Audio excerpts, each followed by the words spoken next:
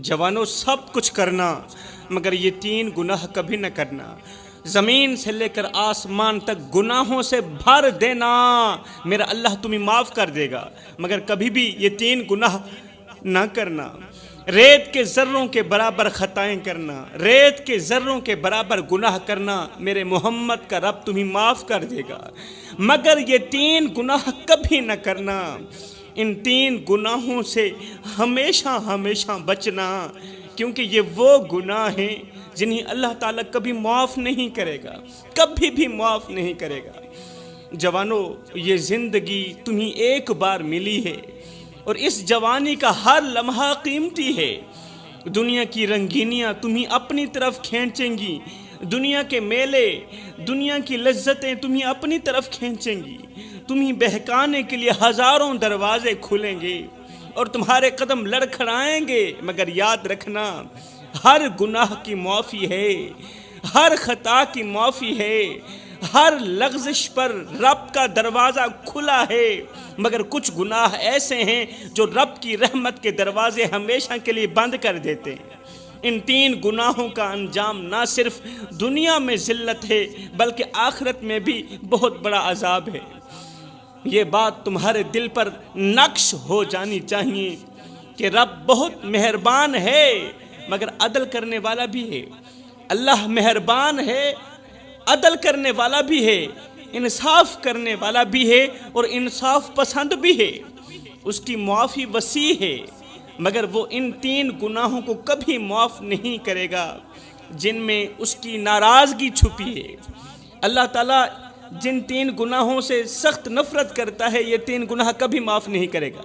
اس کی عظمت کو چیلنج کیا گیا ہو جن گناہوں میں، یا اس کے بندوں پر ظلم کیا گیا ہو جن گناہوں میں، میرے محترم بھائیوں، یہ مت سمجھنا کہ وقت ہمیشہ تمہارے ساتھ رہے گا، یہ مت سمجھنا کہ جوانی ہمیشہ باقی رہے گی، اور یہ ہرگز گمان مت کرنا کہ موت تم سے دور ہے۔ ارے موت بہت قریب ہے اور عذاب تو اس سے زیادہ قریب ہے۔ اللہ کا عذاب موت سے کہیں زیادہ قریب ہے۔ یاد رکھنا، جس نے ان 3 گناہوں کو ہنسی مذاق سمجھا وہ ہنستے ہنستے قبر میں اتارا گیا، مگر اس کی روح چیختی رہی، تڑپتی رہی۔ کوئی سننے والا نہ تھا، کوئی اس کی پکار سننے والا نہ تھا۔ قبر تنگ ہو گئی، کیڑے جسم کو کھاتے رہے اور فرشتے نے ایک لمحے سکون نہ لینے دیا۔ اس وقت صرف ایک سوال گونج رہا تھا، کیا یہی زندگی تھی جس پر تم اترا رہے تھے؟ قبر کے اندر صرف ایک ہی سوال گونج رہا تھا اور گونجے گا، کیا یہی زندگی تھی جس پر تم اتراتے تھے، جس پر تم فخر کرتے تھے، خود کو دوسروں سے افضل سمجھتے تھے، خود کو دوسروں سے بڑھ کر سمجھتے تھے اور دوسروں کو خود سے کمتر سمجھتے تھے؟ ایسا نہ ہو کہ تم رات کو سونے جاؤ اور صبح تمہاری لاش اٹھے، ایسا نہ ہو کہ تم گناہوں میں ڈوبے رہو اور اچانک موت آ جائے اور توبہ کا ایک لفظ بھی نہ کہہ سکو، کہیں ایسا نہ ہو، کیونکہ موت جب آتی ہے تو دستک دے کر نہیں آتی۔ ویسے تو موت ہمیں بتا کر آتی ہے، ویسے تو موت ہمیں پیغام دے کر آتی ہے کہ میں آ رہی ہوں، ملک الموت بتا کر آتا ہے، کیونکہ حضرت سیدنا یعقوب علیہ السلام نے کہا تھا، اے ملک الموت جب میری روح نکالنے آنا تو پہلے مجھے بتانا۔ ملک الموت نے کہا ٹھیک ہے۔ ملک الموت جو روح نکالتا ہے، بندوں کو مارنے والا فرشتہ، کہنے لگا ٹھیک ہے، آپ کا حکم سر آنکھوں پر، جب آؤں گا آپ کی روح نکالنے آپ کو بتا کر آؤں گا۔ ایک دن اللہ کا کرنا ایسا ہوا، اچانک ملک الموت آ گیا۔ کیسے آنا ہوا؟ جناب کی روح نکالنے آئے ہوں۔ اچھا مجھے مارنے آئے ہو؟ میں نے نہیں کہا تھا جب میری روح نکالنے آنا تو پہلے مجھے بتانا۔ تو ملک الموت نے کہا حضرت 1 بار نہیں 2 بار نہیں 7 مرتبہ بتا چکا ہوں کہ میں آپ کے پاس آ رہا ہوں۔ حضرت یعقوب علیہ السلام نے فرمایا وہ کس طرح؟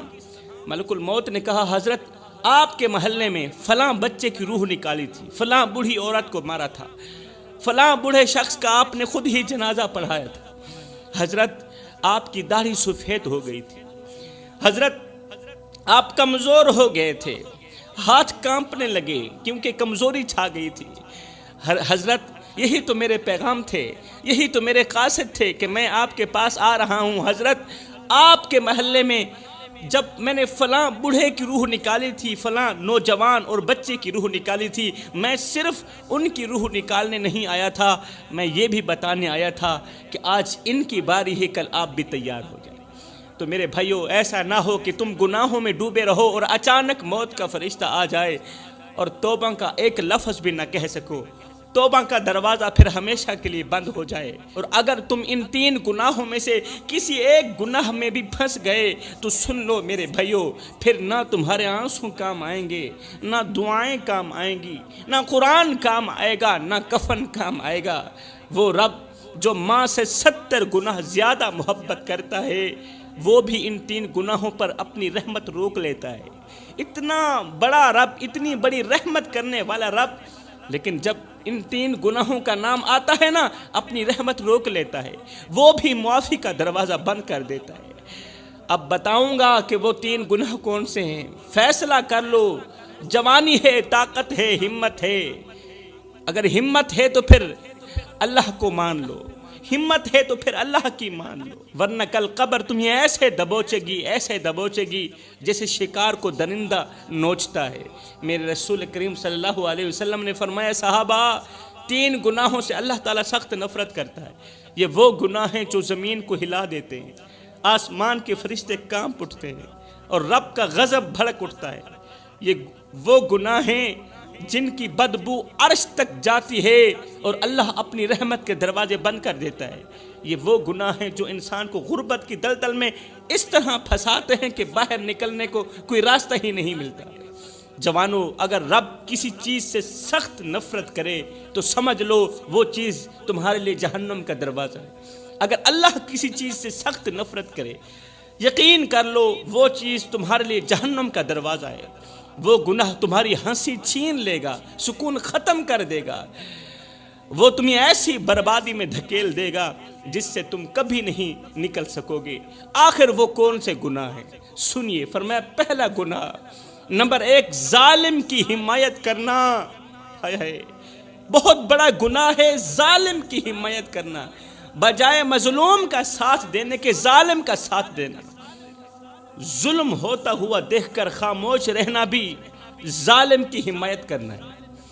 اگر کسی پر ظلم ہو رہا ہے، تم دیکھنے کے باوجود بھی خاموش ہو تو اس کا مطلب یہ ہے کہ ظالم ظلم کرتا رہے، مظلوم روتا رہے اور تم تماشا دیکھتے رہو۔ ہائے، آج فلسطین کی گلیوں میں خون بہہ رہا ہے، بچے اپنے کٹے ہوئے ہاتھ اٹھا کر آسمان کی طرف دیکھ رہے ہیں، جیسے وہ پوچھ رہے ہوں، اللہ ہم نے کیا گناہ کیا تھا، تیرا کیا بگاڑا تھا۔ ہائے، غزہ کی ہر دیوار پر خون ہے میرے بھائیو، ہر گھر میں ماتم ہے اور ہر چوتھا قدم قبر ہے، مگر ہم خاموش ہیں۔ او جوانو، ہم کیوں اتنے بے حس ہو گئے کہ چیختی لاشیں بھی ہمیں نہ جگا سکیں؟ اگر ہم آج بھی نہ جاگے تو کل کی تاریخ میں ہم بزدل لکھے جائیں گے۔ اگر ہم آج بھی نہ جاگے، کل کی تاریخ میں ہم ڈرپوک لکھے جائیں گے۔ مسلمانوں، غزہ کے بچوں نے اب کھیلنا چھوڑ دیا ہے، غزہ کے بچوں نے اب مسکرانا چھوڑ دیا ہے، اب وہ صرف مرنے کے انداز سیکھ رہے ہیں۔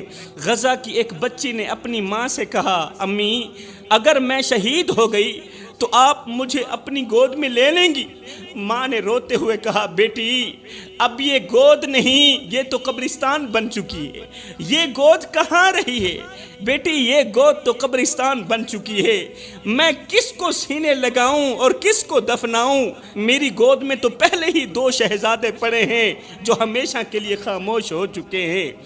دکھ اس بات کا ہے کہ ایک طرف ایک بھائی مر رہا ہے، درد اس بات کا ہے کہ ایک طرف ایک مسلمان بھائی مر رہا ہے اور دوسرا بھائی اسے اس قدر ذلیل اور رسوا ہوتا دیکھ کر بھی کہتا ہے یہ مسئلہ سیاسی مسئلہ ہے۔ بھائی پر اتنا ظلم دیکھ کر بھی، ظلم کے پہاڑ دیکھ کر بھی دوسرا بھائی یہ کہہ رہا ہے کہ یہ مسئلہ سیاسی مسئلہ ہے۔ نہیں بھائی، یہ سیاسی مسئلہ نہیں، یہ غیرت کا مسئلہ ہے، یہ انسانیت کا جنازہ ہے، کیونکہ ہماری غیرت مر گئی ہے، ہم زندہ ہو کر بھی مردہ ہو چکے ہیں، ہمارے دل اس قدر پتھر ہو گئے کہ غزہ کی لاشوں کے ڈھیر پر بھی ہم سکون کی نیند سو جاتے ہیں۔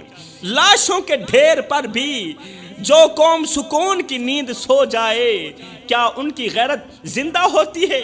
ہائے ایمان بازاروں میں بکتے رہے، سستی قیمت پر ہم نے اپنا ضمیر بیچ دیا۔ غزہ کے معصوم بچوں کے ٹکڑوں کو دیکھ کر بھی ہمارے دل نہ روئے، غزہ کے معصوم چہرے دیکھ کر بھی ہمارے دل نہ تڑپے، نہ آنکھ نم ہوئی، نہ قدم لرزے۔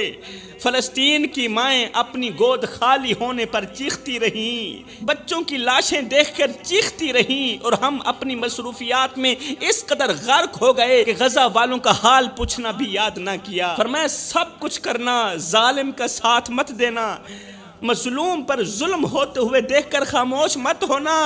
یہ اس بات کی علامت ہوگی، یہ اس بات کی علامت ہوگی کہ تم نے مظلوم کا ساتھ نہیں دیا، ظالم کی حمایت کی ہے۔ اگر تم لوگ خاموش رہے تو فرمایا سب کچھ کرنا، یہ ایک گناہ کبھی نہ کرنا۔ دوسرا گناہ، والدین کو دکھ مت دینا۔ والدین کو دکھ دینا، درد دینا، یہ بہت بڑا گناہ ہے۔ والدین کی قربانیوں کو فراموش کر دینا، یہ بہت بڑا گناہ ہے۔ یہ وہ گناہ ہے جس کی وجہ سے اللہ تعالیٰ بندے سے سخت نفرت کرتا ہے۔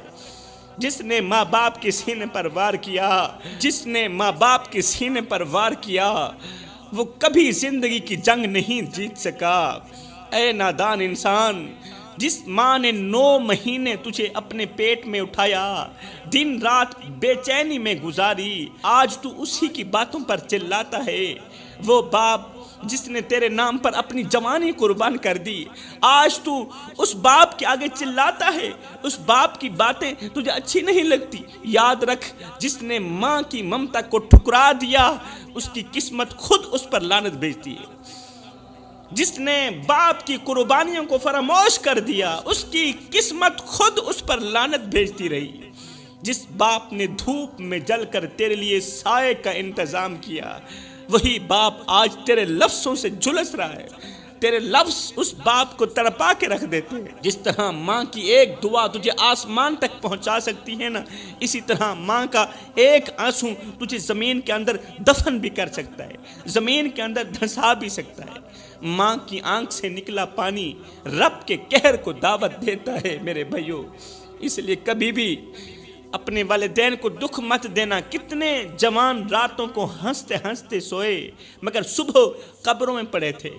اللہ کے نبی نے فرمایا، جس نے ماں باپ کو رلایا، قیامت کے دن وہ نہ اللہ کو دیکھے گا اور نہ ہی اس کے رسول کو دیکھے گا۔ جس پر رب کی نظر نہ ہو، اس کا وجود دنیا میں صرف ایک لعنت بن جاتا ہے۔ جی ہاں، جس پر رب کی نظر نہ ہو، جس اولاد نے والدین کی شان کو نہ پہچانا، ان کے سائے کو بوجھ سمجھا، والدین کے ہاتھوں کی جھریوں کو نظر انداز کیا، وہ دنیا میں کبھی سرخرو نہ ہو سکی، بالکل نہیں ہو سکتی۔ کیونکہ ماں باپ کی عزت وہ تاج ہے جسے پہن کر ہی انسان لوگوں میں سر اٹھا کر جیتا ہے، اور جو اولاد وہ تاج اپنے ہاتھوں سے اتار کر پھینک دیتی ہے، ماں باپ کی عزت کا تاج، والدین کی خدمت کا تاج جو اولاد اپنے ہاتھوں سے اتار کر زمین میں پھینک دیتی ہے نا، پھر معاشرہ ایسی اولاد کے سر پر جوتے رکھ دیتا ہے۔ جس گھر سے ماں کی دعائیں اٹھ جائیں، وہاں نہ برکت رہتی ہے نہ رحمت رہتی ہے، وہاں صرف اندھیرے ہوتے ہیں میرے بھائیوں، وہاں ہر طرف ماتم ہوتے ہیں، اور سکون صرف قبروں میں نظر آتا ہے۔ ایسی اولاد کو لوگ عزت سے نہیں افسوس سے یاد کرتے ہیں۔ لوگ ایسی اولاد کا حال تک نہیں پوچھتے، بلکہ مثالیں دیتے ہیں کہ فلاں کی ماں نے اسے بد دعا دی تھی، فلاں کے باپ نے اسے بد دعا دی تھی۔ والدین کو رلانے والی اولاد دنیا میں ایسے بکھرتی ہے جیسے طوفان میں چراغ بکھرتا ہے، نہ کوئی سنبھالنے والا ہوتا ہے، نہ کوئی پوچھنے والا ہوتا ہے۔ اس کی عزت، اس کی دعائیں، اس کی پہچان، سب کچھ اسی دن دفن ہو جاتی ہے جب ماں کے دل سے آہ نکلتی ہے۔ پھر لوگ ایسی اولاد کو چھوڑ دیتے ہیں، رشتے بھاگ جاتے ہیں، اور وقت اسے آئینہ دکھاتا ہے کہ جو تو نے ماں باپ کے ساتھ کیا وہ اب تیرے ساتھ ہو رہا ہے، اب دنیا وہی تیرے ساتھ کر رہی ہے۔ تو فرمایا سب کچھ کرنا، والدین کو دکھ مت دینا، والدین کو درد مت دینا، خصوصاً بوڑھے باپ کی عزت والی پگڑی کسی کمینے کی پاؤں تلے نہ روندنا۔ زندگی میں کوئی ایسا کارنامہ سر انجام مت دینا کہ تیرے کالے کرتوت کی وجہ سے تیرے بوڑھے باپ کی عزت والی پگڑی کسی کمینے کے پاؤں تلے روندی جائے۔ فرمایا تیسرا گناہ، کبھی بھی کسی کا دل نہ دکھانا، کسی کا بھی دل نہ دکھانا۔ کسی کو دکھ دے کر، کسی کو درد دے کر، کسی کو غم دے کر تجھے کیا لگتا ہے کہ تو ساری زندگی ایسے ہی مسکراتا رہے گا؟ نہ بندے نہ، بس وقت کے الٹنے کی دیر ہے، تیری باری بھی دور نہیں ہے۔ اس لیے کہ زندگی کے کسی نہ کسی موڑ پہ اپنا کیا آخر بھگت نہیں پڑتا ہے۔ میں دعا کرتا ہوں اللہ ہمیں ان 3 گناہوں سے جلد از جلد توبہ کرنے کی توفیق عطا فرما۔ اللہ ہم سب بھائیوں کو وہ نیک کام کرا دے جس پر تو بھی راضی ہو جائے، تیرا محبوب بھی راضی ہو جائے۔ آمین ثم آمین، وما علینا الا البلاغ المبین۔